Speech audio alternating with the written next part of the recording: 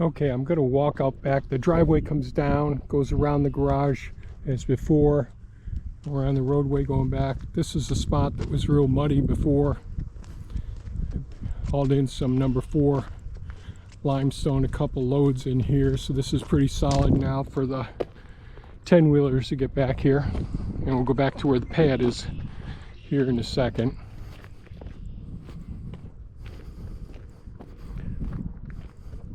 So this is for 4 shipping containers that are 40-foot long that have 5 doors for each shipping container. Each shipping container will have 4 double doors on a side and 1 double door on an end.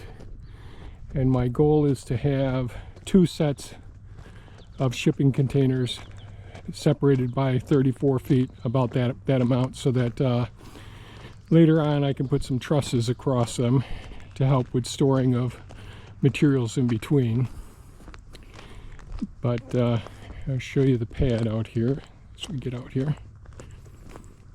But the ground is pretty solid now, and got quite a few loads of number 4 crusher run, and then topped with 1.5-inch crusher run on top of that.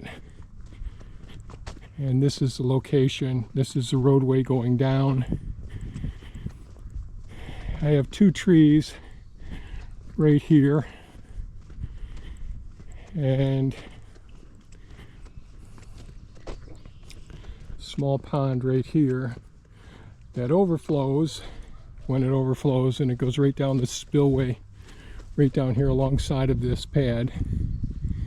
So I put a couple of stakes here. So this would be 1 set of shipping containers with the 4 doors on this side and 4 doors on that side, so that I can drive up to both sides of it. And these stakes are 16 feet apart and 40 feet apart, if you can see it. So here's one. The ground is very solid.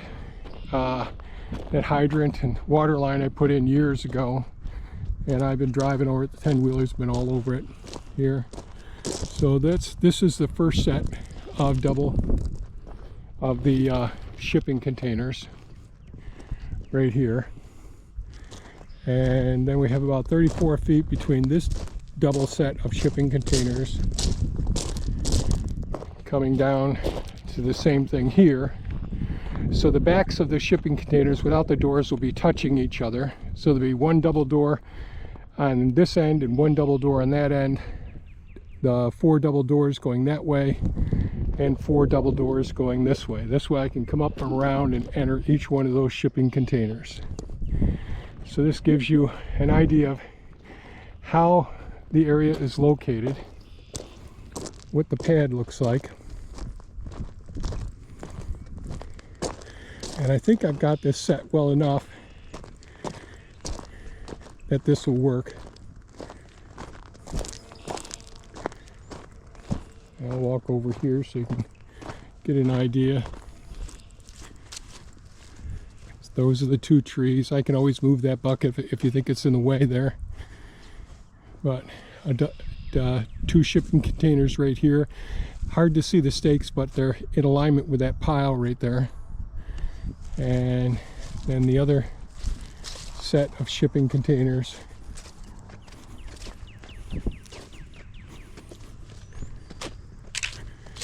are right in alignment. Now these couple of trees, so they're right there, and you can drive up in between the trees here, as you can see. So I hope this makes sense the way I'm showing it here.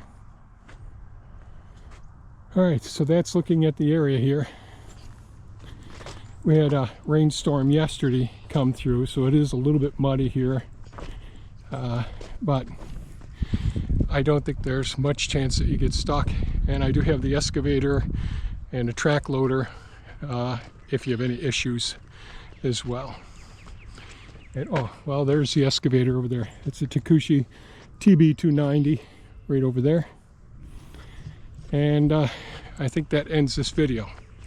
So hopefully this gives you an idea of where we're at this point with the pad, and hopefully we can, my goal is to try and get all 4 of them shipped over here within, you know, a day's period of time would be ideal, so that you make one trip out early in the morning and get the 4 shipping containers. It's just a few miles away is where the 4 shipping containers are.